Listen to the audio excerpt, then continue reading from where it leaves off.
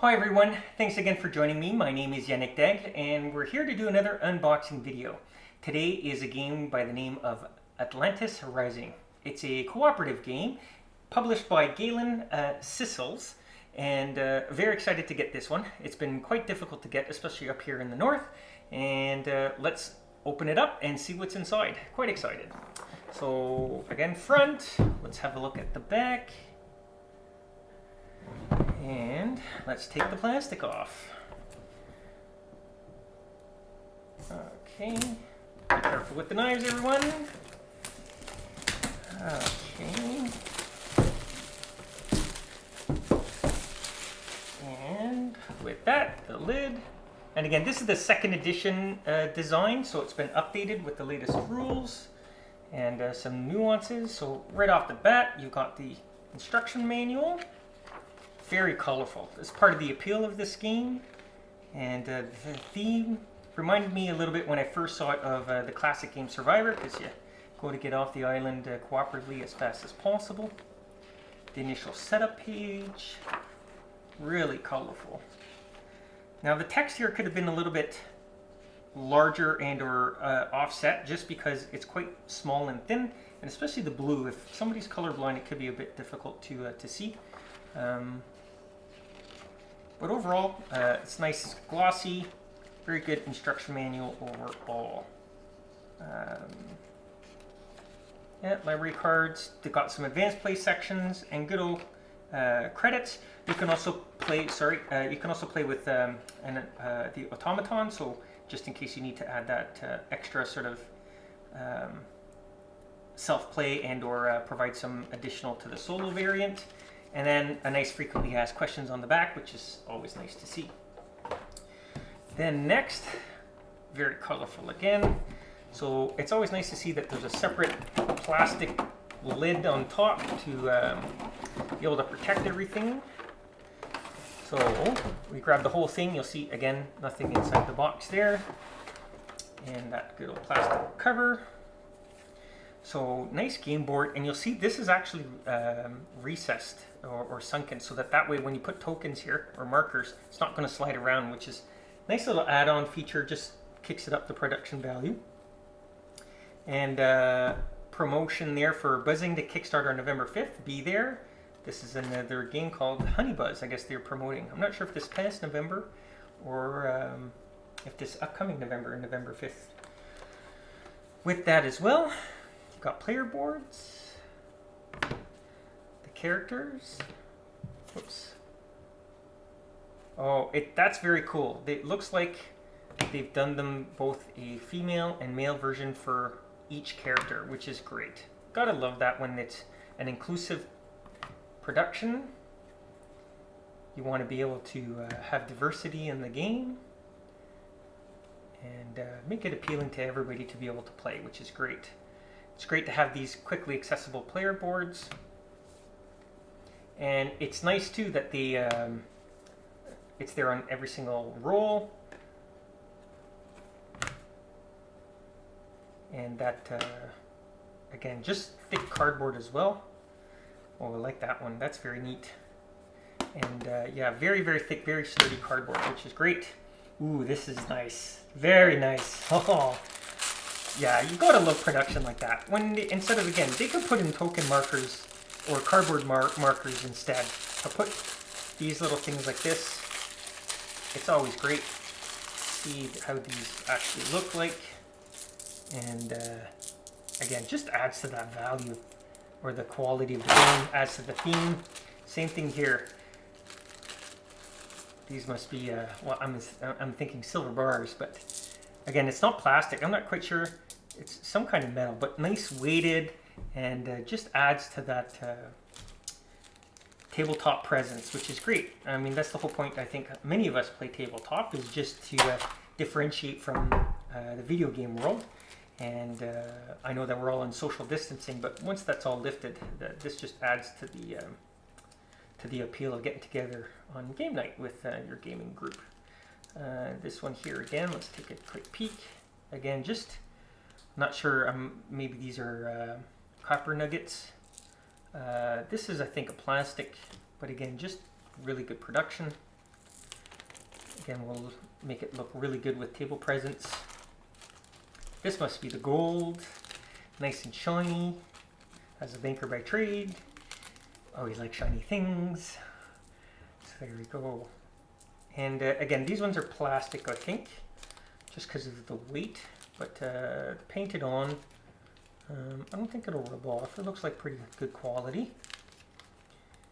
And again, just a way to diversify the table presents as well. Oh, look at that. These probably something like quartz.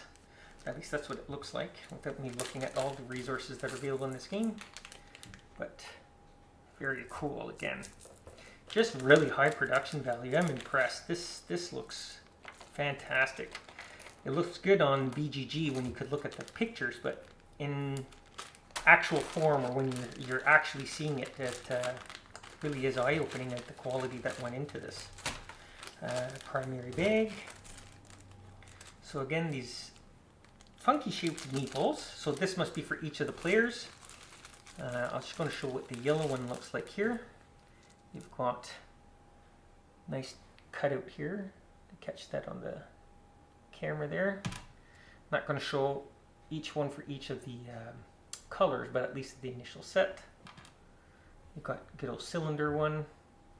Sorry, we'll wait for the camera to focus here. And there we go. And so yeah, and the rest are that like almost looks a little bit like a Christmas tree, but so we'll see what that does when we actually play. So that's the yellow set, and I think there's one for each of the characters that we just saw on the character cards. So let me just put these back in the bag here. Don't want to lose any pieces as we unbox all of this. And so not only is there a yellow, there's like a green, you got a gray, and this is like a dark blue, grayish blue type of color. Hopefully it translates on the camera. That's actually purple. I know it might not translate as such on the camera here. Sorry for the glare. There we go. But that's purple. This is like a burgundy red, reddish brown, light blue, and I don't know, this is like a pinkish brown. Not quite sure what color that is, but again, and standee markers, so there must be something with the tokens or cardboard. Oh, that's pretty cool. This one's silver painted. It's still a meeple, it's not plastic. Now this one, oh wow, okay, this one we gotta take out of the bag. It's pretty cool. I'm not sure, they've done like a, it's like a plastic, but it's very shiny. Again, it's got that, you can see it's just hard even for the camera to focus on it. But that'll look very cool. There we go. Sorry for the delay. But very neat. It must be some of the, one of the key characters or pieces in the game. I have not played this yet, so I'm not familiar with all the rules, but guess what I'll be doing over the next few days is learning how to play. In here as well, I'm assuming this would go, when we go back to the game board, these pieces probably fit there. And as I said, it's nice to have that recess. It won't fall off. So when it's on the table, if somebody accidentally bumps, it's not going to fall off, which is great. And then again, let's have a look at some of these. Overall, very colorful, but the font on the bottom is a little bit small. So it could be hard for some people, especially if it's at the opposite end of the table. I would find that that might be hard for some people to be able to read. And just show what some of these look like on the back. They're not, they are different devices on the back. So I'm not sure if these are upgrades. Yeah, it looks like it's an upgraded version of the same item, which is pretty neat. Or at least it's switched. Maybe it's not an upgrade, maybe it's the opposite. With that in here still, let's grab, there's some more stuff in this space. But there's a square piece, not sure what that does.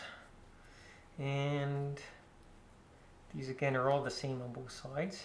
Again, very thick not plastic, cardboard. Nice and weighty and double-sided, which is nice. Very high quality, and again, everything's already punched ahead of time. Gotta love this. The 2 dice, but they're nice and big, so we'll put it in perspective. You know, when you think of a regular D6 or 6-sided die, they're definitely not this large. They're probably about double the volume at the very least, but if you look at it to compare to my thumb, very thick. Nice. This is, again, good table presence. Cards, so 2 packs of cards. Let's tear these open here, see what's inside of these. And jeepers. You'd always think that it'd be easier to... There's a little spot here. There we go. Trying to get that little plastic band open. Okay. Now these ones, card size wise, is probably Chimera or standard American board size. So it's definitely not the, you know, when I think of Magic the Gathering size, or these are definitely narrower. So it'll be interesting for those of you that sleeve what card size this actually is. Again, very cool design and artwork, but that text on the bottom is a little small, and could be difficult for some people to see, and if you don't have especially the right lighting. So it's at least offset with the color, but let me just see here if I can get it to zoom in and see if I can get the camera to focus. And sorry about that, folks. There we go. So you can see the text is quite small, and but the artwork is very nice.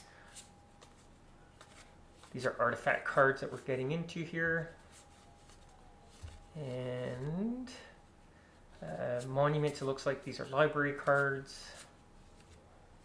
Controlled floods. Earthquake, energy drain. So the artwork really is awesome in this. I think it's very theme related. And the back of the card. So you've got misfortune cards. These are all the same back there. And then these are library cards. So very neat, very nice. And then let's take a peek at the second deck. These look like additional of the same, because just looking at it right now, it shows these are misfortune cards. And we're going to, I'm going to go old-fashioned. Sometimes it's just easier to use a knife than try to dilly-dally with the plastic, trying to open it the indented way. Okay, and so again, these are just additional misfortune cards on the back. We'll leaf through them fairly quickly here, but calm seas, city cards, forest, almost like terrain cards it looks like, and hills, mountains, forages, just very nice, very, very nice.